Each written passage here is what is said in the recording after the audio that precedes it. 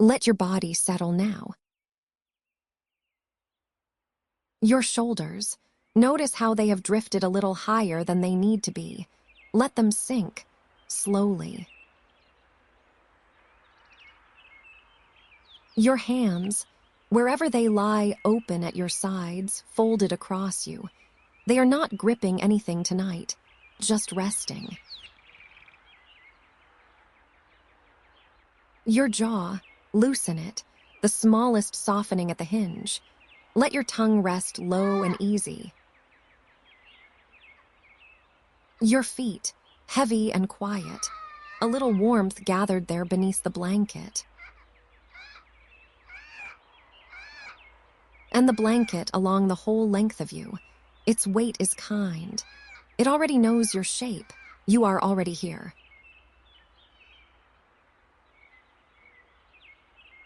There is nothing you need to solve right now. Nothing to plan. Nothing to remember. The day has been carried as far as it needs to be carried. Tonight there is only this.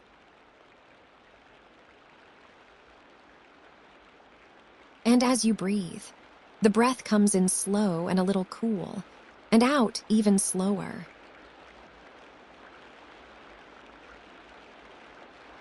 You are in a Benedictine monastery in the north of England. The year is 1180. The autumn light is leaving the high windows, and the stone walls hold the last of its warmth. You are a monk here. You have lived inside these walls for many years. The bell will soon call you to Vespers. Until then, you stand a moment in the cloister, and the day folds itself slowly away.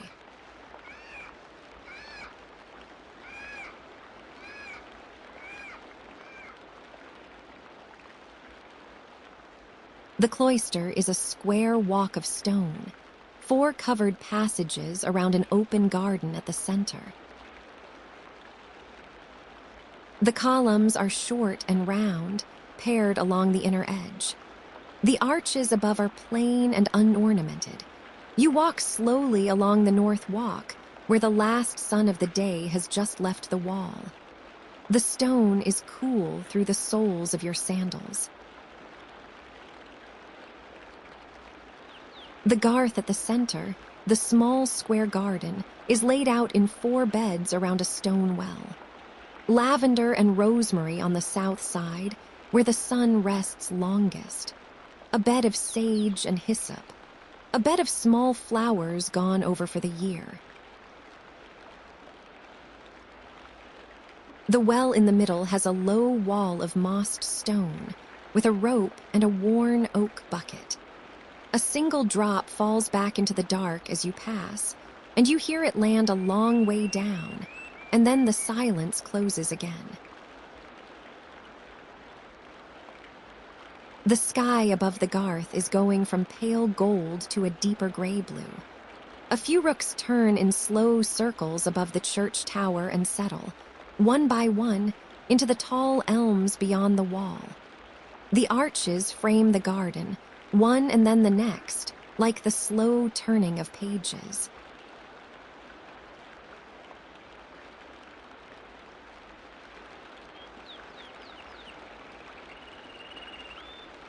A single deep note moves across the cloister. The bell, the great bell in the tower, struck once and then again, and then a third time, slow and unhurried.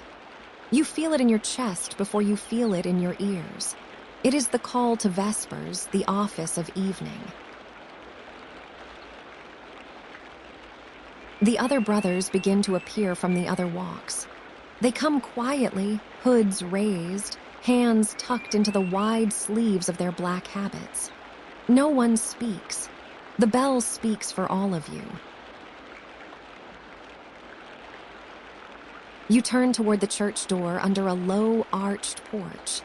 The door is heavy oak, banded with iron, polished smooth in a narrow strip where many hands have pushed it open across the years.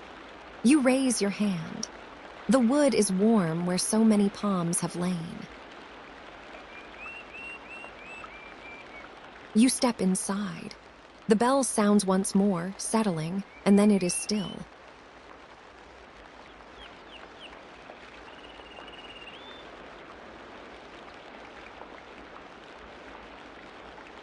The church inside is dim and high and cool, and the air smells of beeswax and old incense and stone. The nave is long and empty at this hour. Beyond the rude screen in the choir, the candles have been lit. 2 tall beeswax candles on the altar, and a smaller row along the carved wooden stalls. Everything beyond falls into soft shadow.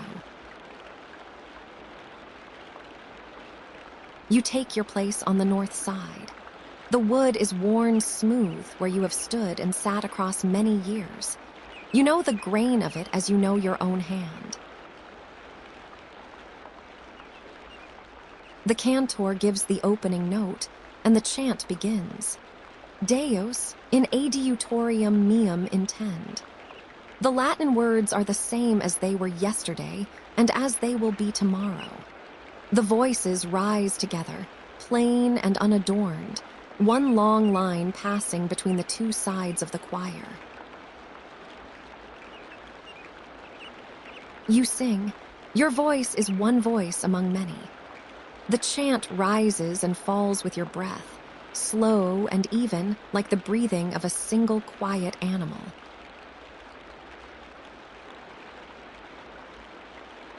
The psalms come one after another. The candles flicker gently in the pauses between verses. The stone walls hold the sound and give it back softer than it was given. You only let the words pass through you.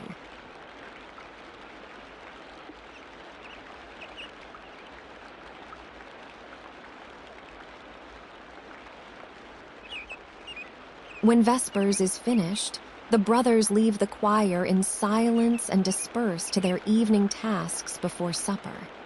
You take the small detour through the scriptorium. You do not work tonight. You only pass through. The scriptorium is a long, narrow room on the upper floor of the eastern range, reached by a short flight of stone steps from the cloister. At this hour, the room is empty. The day's writing is done. There are 8 desks set under the tall windows where the light is best. Your desk is the third from the door, plain oak, sloped, with a small ledge along the lower edge. Your work has been laid aside. A single sheet of vellum, very pale and very fine, lies under a small linen cloth. You lift the corner of the cloth. The page is half written in your careful brown ink. The first letter of a new psalm has been outlined in faint lead, waiting to be painted in red and blue tomorrow. You lower the cloth again. The pen lies in its tray beside the inkhorn. The inkhorn is stoppered. The pumice stone sits where it always sits. The room rests.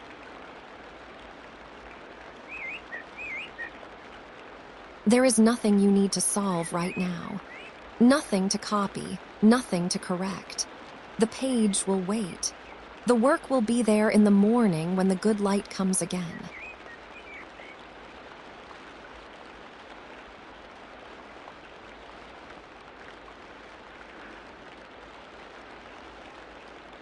You go down again by the stair to the cloister, and along the south walk to the refectory door.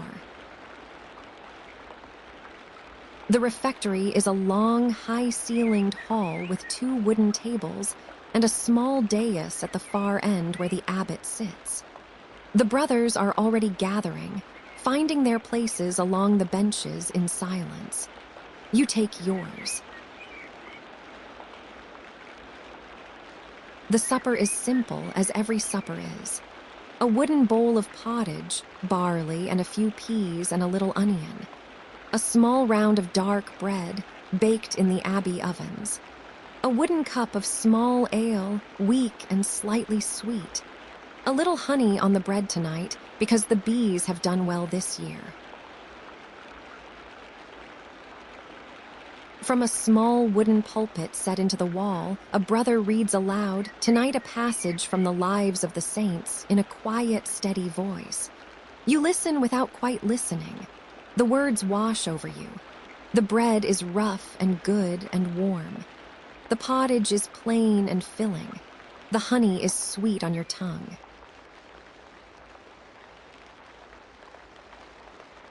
The meal is short. When the reader closes the book, the abbot speaks the grace, and the brothers rise together. The bench creaks once and is still.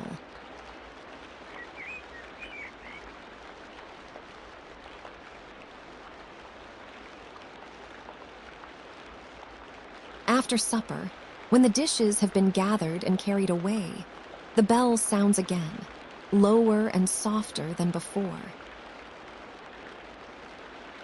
It is the bell for Compline, the last office of the day.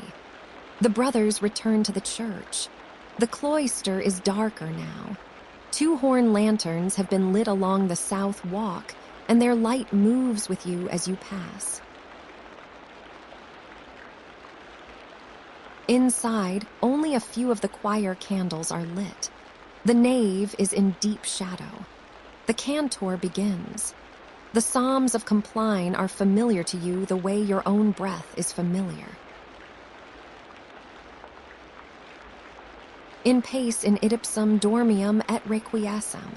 In peace I will lie down and sleep. The words come in the old Latin, gentle and worn.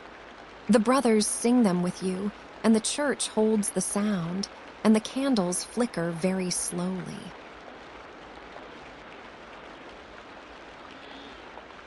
There is nothing you need to solve right now. The work of the day is done. The bread has been broken. The page has been left to dry. Everything that needed to be done has been done. Tonight there is only this last small singing, and then the dark, and then sleep.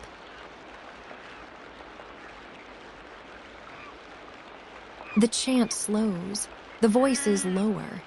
The last verse comes and goes. The abbot gives the final blessing.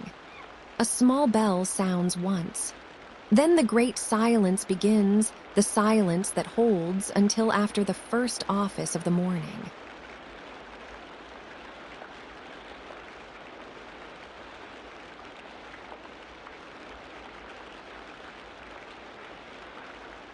You leave the choir in single file. No words.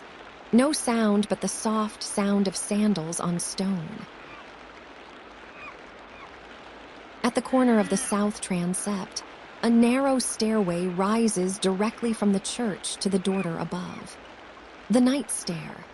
It was built for this very moment, so the brothers might pass from Compline to sleep without going out under the open sky. You begin to climb. The steps are stone, worn into a soft curve at the center by the patient passing of feet across many lifetimes. The wall is cool to the hand you trail along it. A horn lantern hangs in a bracket at the turn of the stair.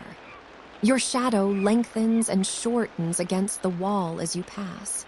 You do not hurry. There is no hurrying tonight. The dorter will wait whether you climb quickly or slowly. At the top, a low doorway opens into the long, quiet room above. You stoop a little to pass under. The air on the other side is cooler and very still.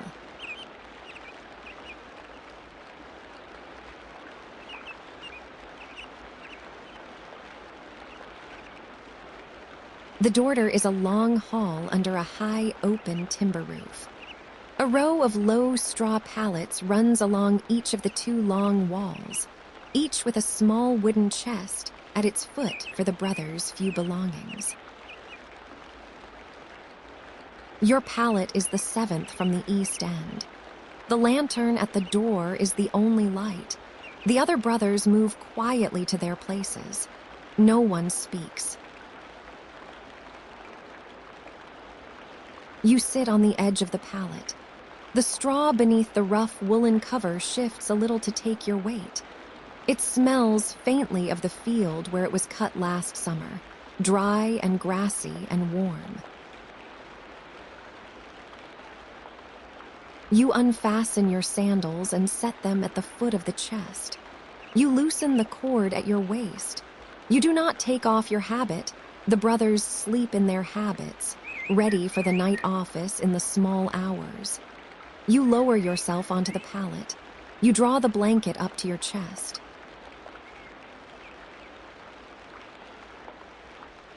There is nothing you need to plan, nothing to settle, nothing to remember for the morning.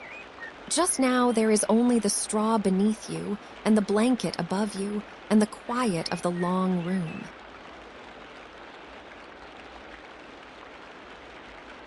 The lantern at the door is dimmed.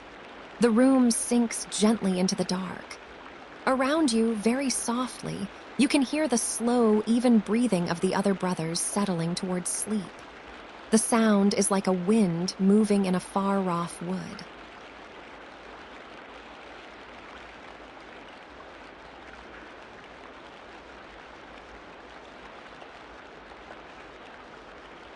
Outside, the wind moves through the cloister below. You hear it find the arches and lift a few dry leaves along the stone walk. You hear it pass over the well and the small, dry rattle of the rope against the wooden hood. The sound is far away. The dorter holds it gently. Somewhere much farther off, out beyond the abbey wall, in the long woods that climb toward the moor, an owl calls. Once. And then, after a long pause, once more. The sound is soft and round and old. It only tells you that the night is here.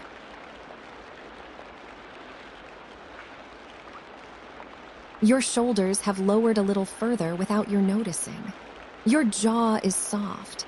Your hands are quiet on the rough blanket. Your feet are warm. The straw beneath you has taken your shape.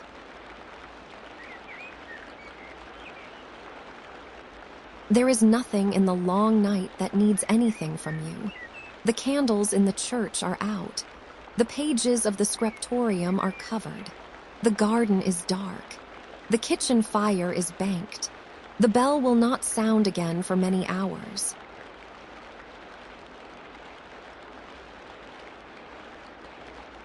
The breath comes in slow, and out even slower. The dark of the dorter takes you in, gently and without sound. You are held, you are kept.